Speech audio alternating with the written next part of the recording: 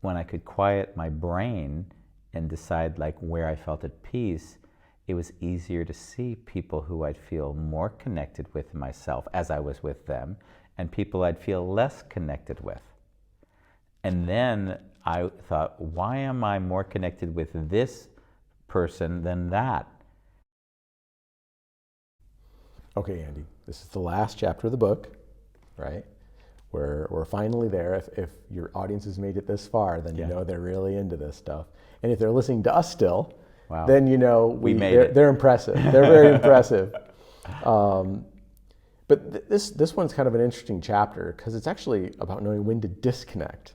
Yeah. Right. Can you just talk a little bit about that? When do you disconnect? When do you know? Yeah. It's sort of an interesting one because on one level, it's like, who am I to tell you when to disconnect? You disconnect when you want to.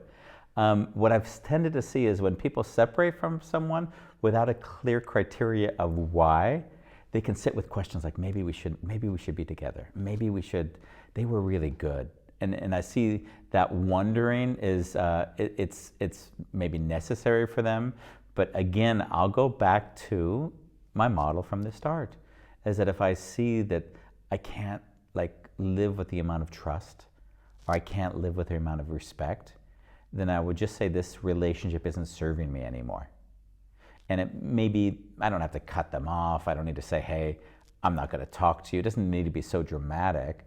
It may just be I won't call them as frequently. Or usually they might not be calling me, so if I don't call them, the relationship sort of ends anyways. So it's a very loving, self-reflective moment. Is how is this relationship working for me? I am in my 30s, I was very lonely. So I filled my agenda every day with someone new so that I didn't need to be alone with my thoughts because it was scary. And so the quality of the individuals maybe wasn't high. So it was about quantity. When I could quiet my brain and decide like where I felt at peace, it was easier to see people who I'd feel more connected with myself as I was with them, and people I'd feel less connected with. And then I thought, why am I more connected with this person than that? And then that's how the model started to shape in my own head.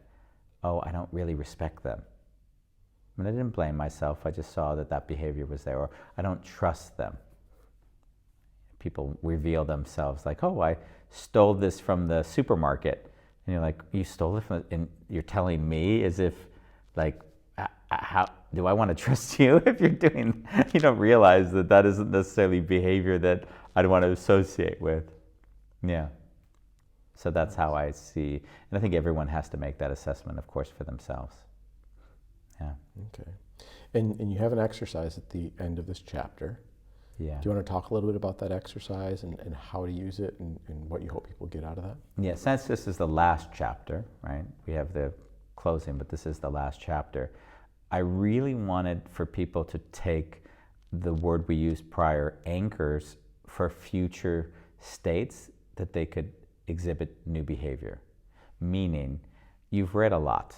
I mean, I'll look at the camera. You've been with me for 30 chapters now, right? And what I want is I want people to say, okay, I know these are the Achilles heels. This is where I get off track. And I really would love to invite people to say, okay, I'm going to put an anchor here. I'm going to say, when that happens, I'm going to dedicate to A, B, or C. So an A might be, I'm going to dedicate to acting with love. Because one of the exercises was the lens of love. I can look at them through judgment, or I can look at them through the lens of love.